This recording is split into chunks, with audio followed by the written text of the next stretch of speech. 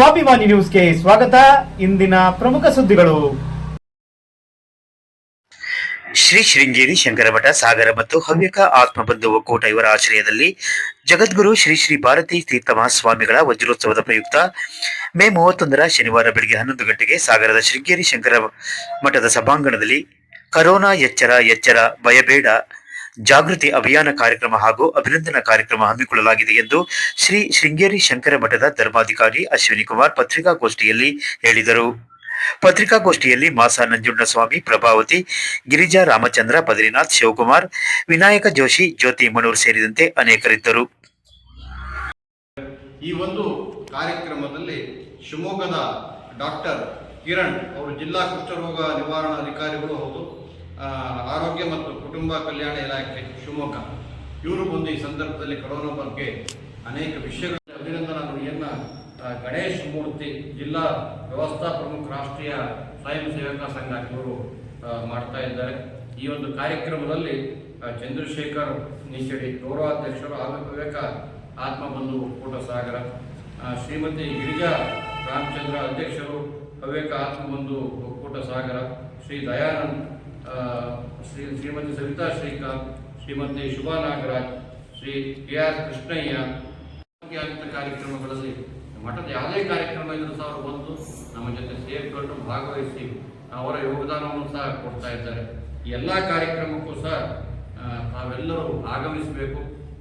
ಈ ಕೊರೋನಾ ಬಗ್ಗೆ ನಾವೇನು ಒಂದು ಜಾಗೃತಿ ಅಭಿಯಾನವನ್ನು ಏನು ಮಾಡ್ತಾ ಇದ್ದೇವೆ, ಆ ಭಯ ಬೇಡ, ಭಯ ಮುಕ್ತರಾಗಿ ನಾವು ಆ ಕೊರೋನಾವನ್ನು ನಾವು ಎದುರಿಸುವಂಥ ಮನಸ್ಥಿತಿಯನ್ನು ಹೊಂದಬೇಕು. ಅದಕ್ಕೆ ಸಂಬಂಧಪಟ್ಟಂತೆ ಈ ಕಾರ್ಯಕ್ರಮ ತಾವೆಲ್ಲರೂ ಹಿಂದೂ ಸಹ ಪತ್ರಕರ್ತರು ನಮಗೆ ಸಹಕರಿಸಿದ್ದೀರಿ, ಮುಂದೆಯೂ ಸಹಕರಿಸಿದ್ದೀರಿ. ಈ ಒಂದು ಸಂದರ್ಭದಲ್ಲಿ ಈ ಒಂದು ಕಾರ್ಯಕ್ರಮಕ್ಕೆ ತಮ್ಮ ಹೆಚ್ಚಿನ ಪ್ರಚಾರವನ್ನು ನೀಡಿ ಸಾರ್ವಜನಿಕರಿಗೆ ಇದು ಉಪಯುಕ್ತ ಆಗುವ ಹಾಗೆ ತಾವು ಪತ್ರಿಕಾ ಪ್ರಚಾರವನ್ನು ನೀಡಬೇಕು ಅಂತೇಳಿ ವಿನಂತಿಯನ್ನು ಮಾಡ್ತಾ ನಂಜುಂಡಸ್ವಾಮಿ ಅವರು ಚಿಂತೆ ಮಾಡ್ತಾರೆ.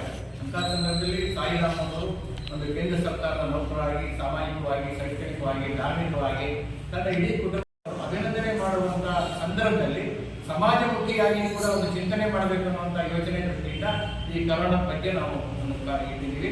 ಈಗಾಗಲೇ ಬಹುಶಃ ನಾನು ಗಣಪತಿ ಶ್ರೀಗಳಿಗೆ ನಾವೆಲ್ಲ ನೊಂದ ಜೀವಿಗಳು ಕೊರೋನಾ ಸಂದರ್ಭ ಅನೇಕ ಪತ್ರಕರ್ತರು ಮತ್ತು ಬೇರೆ ಬೇರೆ ಸಂಘ ಸಂಸ್ಥೆಗಳು ನಾವು KGM ಮತ್ತು IMA ಮುಖಾಂತರ ನಾವು WHO ಅನ್ನು ಒತ್ತಾಯ ಮಾಡಬೇಕಾಗುತ್ತೆ.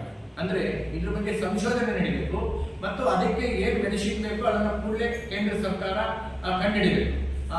ಆ ದೃಷ್ಟಿಯಲ್ಲೂ ಕೂಡ ನಮ್ಮ ಒತ್ತಾಯಗಳು ನಾವೆಲ್ಲರೂ ಸೇರಿ, ಯಾಕೆಂತಂದ್ರೆ ನೀವು ನಿನ್ನೆ ನೋಡಿದ್ದೀರ ಹೊಸನಗರದಲ್ಲಿ ನೋಡಿ, ಆ ಪ್ರಗತಿ ಗ್ರಾಮೀಣ ಬ್ಯಾಂಕ್ ಮ್ಯಾನೇಜರ್, ಬಹುಶಃ ಆ ಬ್ಯಾಂಕ್ ಮ್ಯಾನೇಜರು ಸಣ್ಣ ಇನ್ನು ವಯಸ್ಸು ರವಿಕುಮಾರ್ ಅಂತಲೇ ನನ್ನ ಪತ್ರಿಕೆ ಓದಿ ಪ್ರಕಾರ ತಿಂಡಿ ತಿಂದು ಬೈಕ್ ಹತ್ತಬೇಕಾದ್ರೆ ಬೆಳಿಗ್ಗೆ ಹೃದಯಾಘಾತ ಬರಬಾರ್ದು, ಯಾವ ಶತ್ರುನೂ ಕೂಡ ಅಂತ ಸನ್ನಿವೇಶ ಬರಬಾರ್ದು. ಹಾಗಾಗಿ ನೀವು ಎಲ್ಲರೂ ಸೇರಿ ಆ KGM ಮತ್ತು IMA ಮುಖಾಂತರ ಕೇಂದ್ರ ಸರ್ಕಾರಕ್ಕೆ, ರಾಜ್ಯ ಸರ್ಕಾರಕ್ಕೆ ಏನು ಯುವಜನಾಂಗ ಆಫ್ಟರ್ ಕರೋನಾ ಸ್ವರ್ಗಸ್ಥರಾಗ್ತಾ ಇದ್ದಾರೆ, ಇದ್ರ ಬಗ್ಗೆ ಏನು ಅನ್ನೋದು ಒಂದು ಸಂಶೋಧನೆ ಆಗ್ತದೆ. ಈಗ ಕೊರೋನಾ ಇಂಜೆಕ್ಷನ್ ಇಂದಾಗಿ ಕೋಟ್ಯಾಂತರ ಜನರ ಜೀವ ಉಳಿತು, ಅದ್ರ ಬಗ್ಗೆ ಪ್ರಶ್ನೆನೇ ಇಲ್ಲ. ಕೋವಿಶೀಲ್ಡ್, ಕೋವ್ಯಾಕ್ಸಿನ್ ಕಂಡುಹಿಡಿದಿಂದಾಗಿ ಕೋಟಿ ಕೋಟಿ ಜನರ ಜೀವ ಉಳಿದಿದೆ. ಅದಕ್ಕೆ ನಾವು ಕೇಂದ್ರ ಸರ್ಕಾರಕ್ಕೆ ನಾವು ಕೃತಜ್ಞತೆ ಸಲ್ಲಿಸ್ತೇವೆ.